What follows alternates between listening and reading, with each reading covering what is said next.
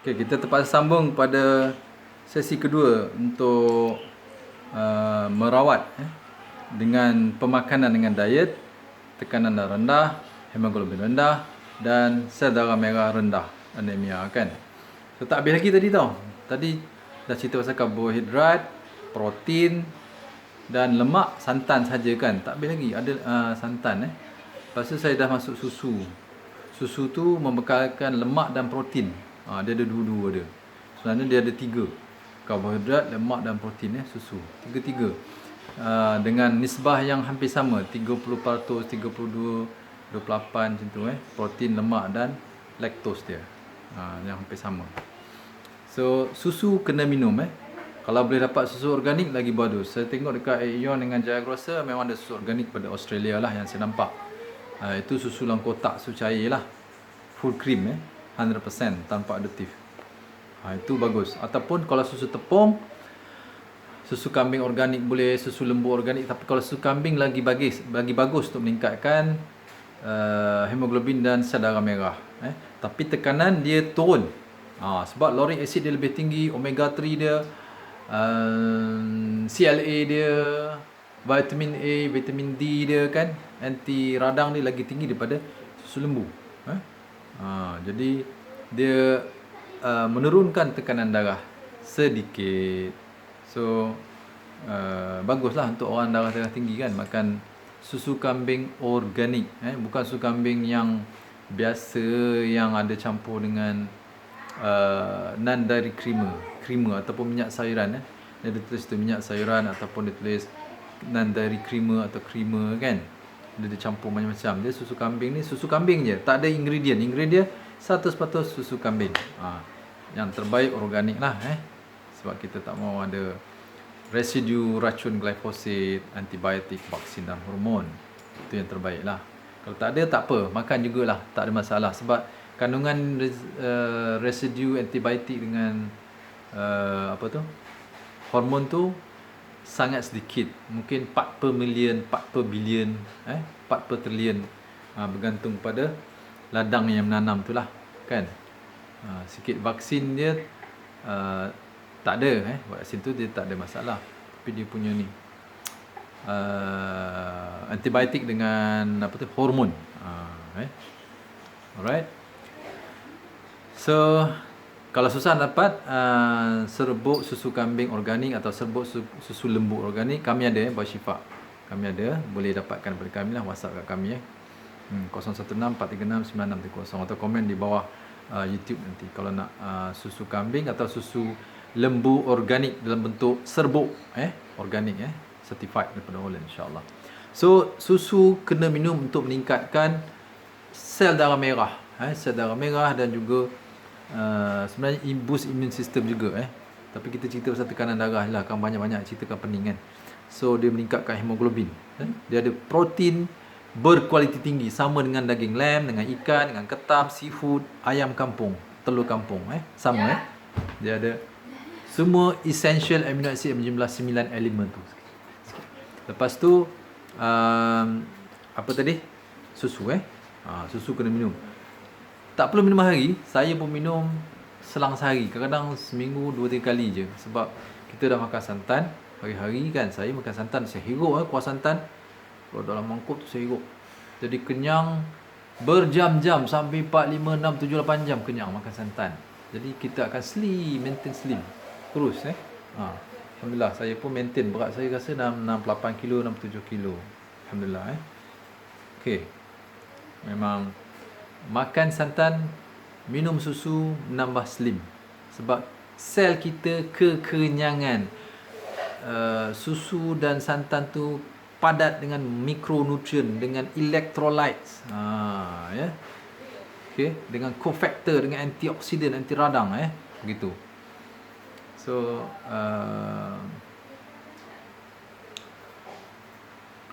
dah susu okey, baru kita masuk sambung balik bab lemak tadi sumber lemak yang sihat. Butter, mentega daripada susu lembu. Kalau ada susu kambing okey juga, bagus. So susu kambing dia akan turunkan tekanan darah Susu kambing dia akan menurunkan tekanan darah. So bagus untuk orang darah tinggi, susu kambing. Yang original lah, bukan yang ada creamer dan ada creamer. So makan butter. Butter saya syorkan butter kalau boleh organik, kalau tak ada makan West Gold, New Zealand ni West Gold saya syorkan West Gold. Terbaik West Gold bagus. Alhamdulillah dia tak ada angin, tak ada rasa apa, cantik. Ataupun kalau tak ada Kerrygold, itu grass fed West Gold, Kerrygold ni grass fed. Avonmore daripada mana saya tak ingat lah, UK ke New Zealand.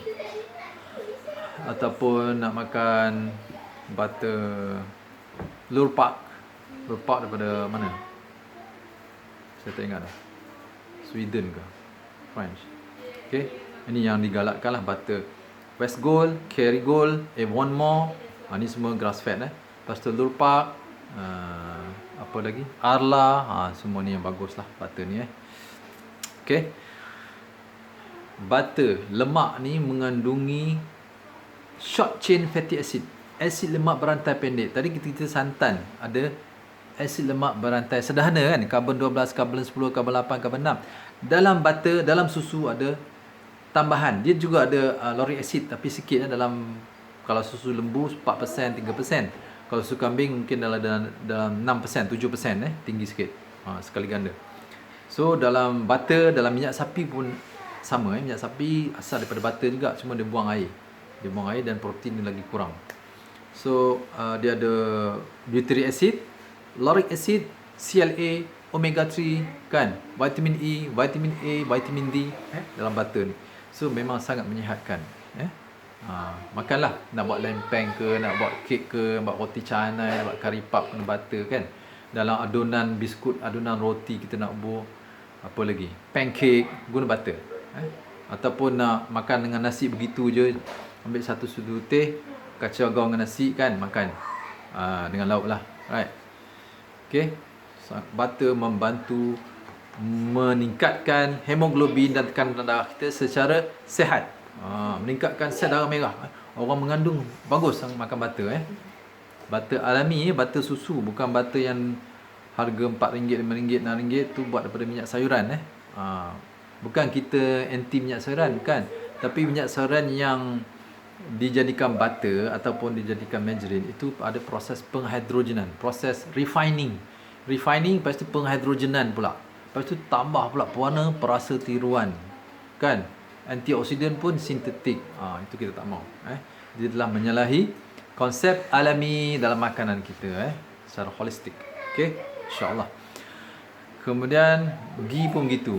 Ghee kalau boleh saya yang terbaik ghee daripada negeri Arab Syria ada, ghee daripada susu kambing di KL adalah kedai Arab Taiba, kedai Arab Taiba ada, ataupun dekat Ampang banyak kedai Arab situ kan. Apa ghee satu lagi daripada Egypt pun ada ghee murah sikit daripada susu lembu, dan daripada Arab Saudi ni daripada susu lembu, minyak sapi yang bagus-bagusnya Okey. Kalau tak pun makan ghee daripada Australia dan New Zealand lah kan. Itu. Tapi saya suka daripada yang negeri Arab punya Kalau ada yang organik, boleh dapat yang organik, lagi bagus Kita nak bebas residu bahan kimia dalam ghee dalam butter kita. Itu yang terbaik untuk kesihatan dan untuk membentuk sel darah merah dan hemoglobin yang paling cepat. Paling cepat Dia tidak meningkatkan tekanan. Jangan takut tak meningkatkan tekanan darah kalau kita tak makan margarine bersama, insya-Allah. Gitu. Okey, kita dah sebut butter semua. Itu bahagian lemak dan susu, santan dah sebut Dan kita cakap tadi, bila makan makronutrien mesti ada mikronutrien kan, vitamin dengan mineral kan, dan antioksidan, anti radang. Perlukah kita mengambil suplemen? Bagi saya tak perlu. Makanan yang saya sebut tadi, makronutrien, kalori tadi, beras parboil, tepung gandum organik, bulgur wheat, couscous, apa tadi, daging lamb, ikan ketam kan, apa tadi, telur kampung, ayam kampung, burung puyuh, kalau ada burung merpati tak kisah Kemudian santan segar atau santan kotak, saya syorkan santan kotak yang bagus lah. Saya selalu makan santan kara, bukan saya suka sebab dia rasa macam santan kelapa perah. Mungkin kelapa yang guna kelapa yang berkualiti tinggi kan, dia bukan kelapa peram, kelapa yang matang di pokok tu, setahun kan, so dia lemak dia banyak, sedap. Lemak dia banyak, tinggi dengan lauric acid yang menyihatkan jantung. Jangan takut. Santan. Okey. Lepas tu apa tadi, butter dengan minyak sapi kan, dan susu, susu yang alami. Semua ni dah ada bersamanya mikronutrien. Makanan ni semua memang telah tersedia dengan zat-zat mikronutrien, iaitu vitamin, mineral, elektrolit, antioksidan, anti radang, apa lagi? Bila anti radang, anti kanser lah kan, antioksidan. Begitu. Dia seimbang. Dia seimbang. Jadi automatik kita tak perlu makan suplemen. Kita makan ni cukup untuk meningkatkan tekanan darah, hemoglobin dan juga sel darah merah secara sihat, seimbang. Tekanan terlampau rendah tak boleh, terlampau tinggi tak boleh. So dia comel range yang cantik. 100, 120. Saya punya tekanan paling rendah pun 106, 108, 110. Paling tinggi 115, 112, 120 tak pernah. Jadi ikut. Walaupun saya makan santan banyak, makan butter, makan minyak sapi kan, yang alami, tapi kita tak makan minyak sayuran yang diproses tu. Minyak sayuran yang diproses tu tak boleh makan. Gitu. So inilah kaedah bagaimana kita gunakan pemakanan yang tepat, diet yang tepat, diet orang dulu lah sebenarnya kan. Di samping sayur-sayuran dan buah-buahan, sayur-sayuran terlupa pula cakap. Sayur buah-buahan pun perlu sebab dia kaya dengan vitamin dan mineral, electrolytes. Dan juga cecair kan. Kita perlukan vitamin C. Vitamin C pun perlu. So buah-buahan yang saya dalam sumber karbohidrat, protein dan lemak, vitamin C dia hampir tiada. Kalau ada pun sikit sangat dalam daging, pun daging yang makan rumput kan. Begitu. So kena makan sayur buah untuk dapatkan vitamin C, untuk mendapatkan antioksidan, anti radang kan. Kita dah makan oxidant foods, kalori tu oxidant food, untuk membakar kalori, menghasilkan tenaga untuk tubuh kita, bagi ke haba pada tubuh kita dan tenaga untuk bergerak kan, aktif. Kemudian kita perlukan antioksidan, anti radang kan, untuk menyapu bersih. Bila kalori itu dibakar, dia akan menghasilkan bahan-bahan buangan kan. Dia menghasilkan karbon dioksida, asid, dia menghasilkan molekul radikal bebas. Semua ni perlu neutralkan, ditukar pada bentuk yang lebih larut air, lebih senang dinyahkan, dikumuhkan, disingkirkan, begitu. Maknanya kita perlu makan sayuran buah-buahan seimbang, mengikut kadar yang disyorkan oleh Kementerian Kesihatan Malaysia, ikut piramid tu. Begitu. Memang cantik lah tu. Memang betul lah. Okay. So inilah kaedah diet untuk meningkatkan tekanan darah dan juga hemoglobin dan sel darah merah anemia, untuk merawat anemia secara alami, diet, insya-Allah. So cuba dulu amal makanan ni bagi orang kanak-kanak, orang dewasa, orang tua, ataupun orang mengandung, wanita mengandung ataupun bersalin. Tapi wanita bersalin dia ada khusus lagi lah. Sup protein, satu lagi sup protein saya tak cakap. Sup protein sangat bermanfaat untuk membentuk sel darah merah. Sebab kita masak sup protein ikut protokol yang prosedur yang saya share dalam YouTube sebelum ni kan. Kena guna api sederhana, masak dalam lingkungan, kalau boleh sejam, kalau nak cepat sangat, paling cepat pun 30-40 minit lah. Dengan api sederhana, dengan api besar sangat. Sebab kita nak mengeluarkan asid amino daripada protein. Dia akan larut dalam air, dia pergi dalam air, dan asid amino tu kita tak perlu nak digest, terus serap dalam darah. Kan, dia akan radang dan dia akan membentuk sel darah merah dengan cepat. Sup ikan ke, sup ketam, sup lem, sup ayam kampung, semua ni bagus. Campur sedikit cuka apple supaya dia melarutkan asid amino, larutkan protein, dia uraikan polimer polipeptide kepada peptida dengan asid amino bebas.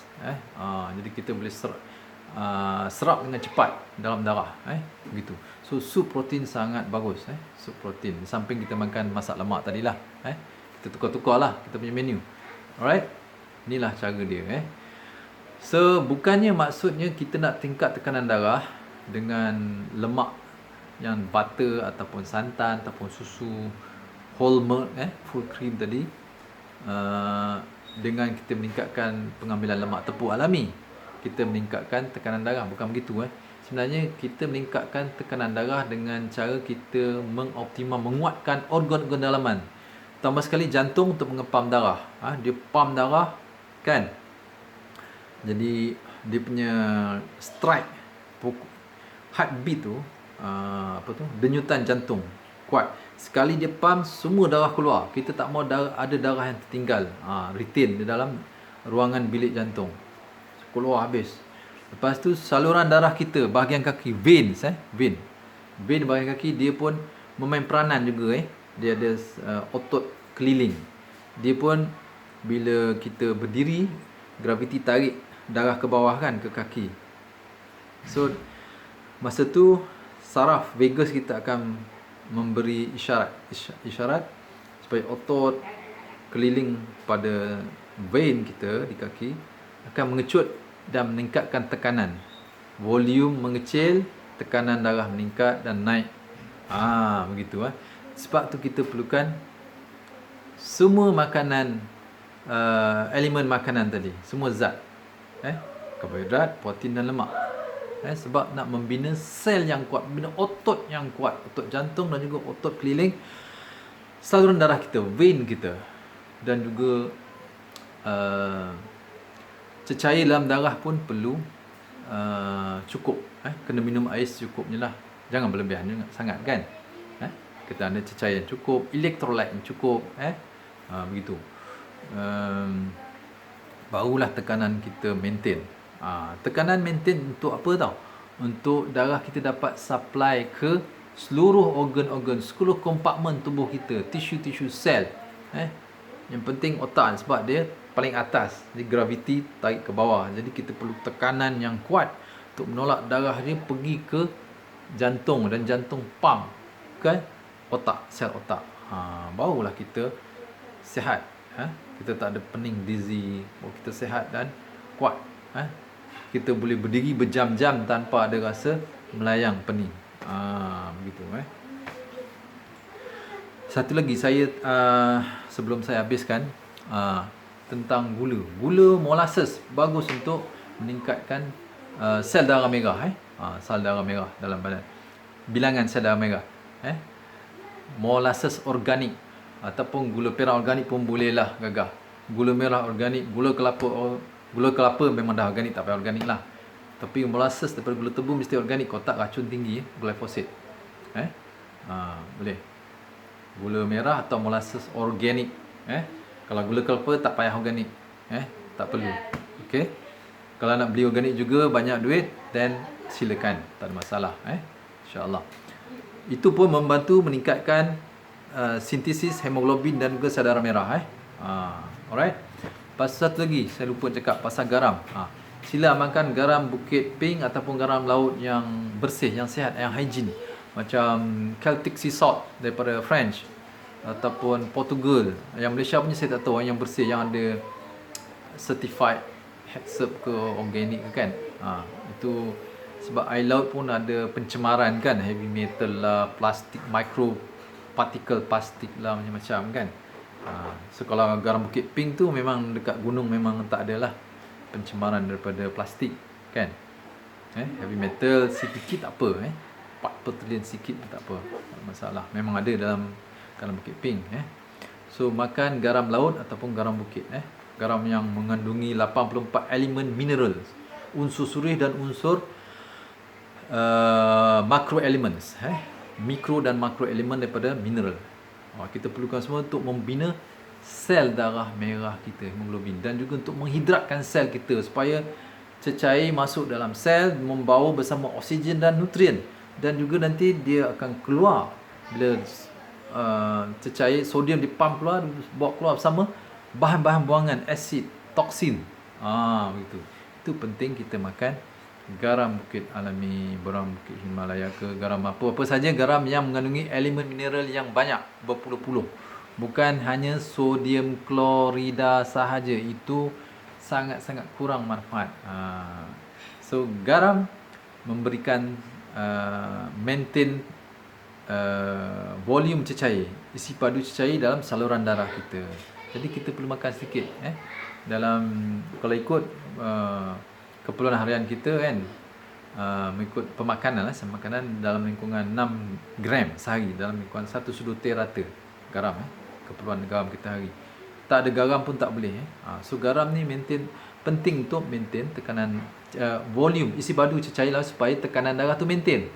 Kalau isi padu cecair dalam darah, plasma darah kita berkurang ke menguncup, so tekanan akan drop.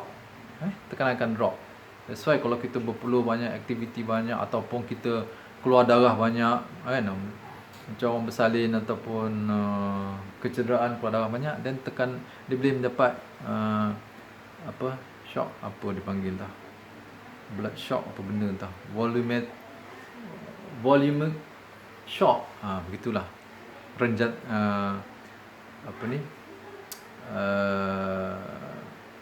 bila darah kita tak boleh supply ke otak, ke jantung, sebab tekanan terlampau rendah sangat. So kita kena maintain seimbang mengikut keperluan tubuh kita. Jangan berlebihan atau jangan kurang sangat, begitu Dan ambil makanan yang saya sebut tadilah, baru dia dapat maintain tekanan darah yang normal, hemoglobin dan juga sel darah merah yang sihat dan normal, optimal.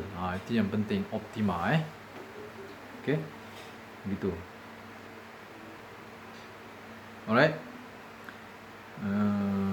Satu lagi, kalau orang yang ada darah rendah biasa tak makan gula kan, itu pun salah satu punca juga. Kena makan gula sedikit 3 sudut teh buah dalam air, buat minuman air. Saya suka buat minuman susu ke susu segar kan, campur gula organik, 3 sudut teh, 4 sudut teh gitu. Kita minum sekali sehari je kan, begitu. Ataupun kita buat bubur kacang, bergula juga kan, gula organik campur, ataupun gula kelapa, gula Melaka kan. So ini semua akan membantu. Dia jump start masa awal pagi sarapan. Kita perlu jump start sel kita untuk menggerakkan sistem tubuh kita secara keseluruhan. Ada guna gula. Gula ni memang ada guna.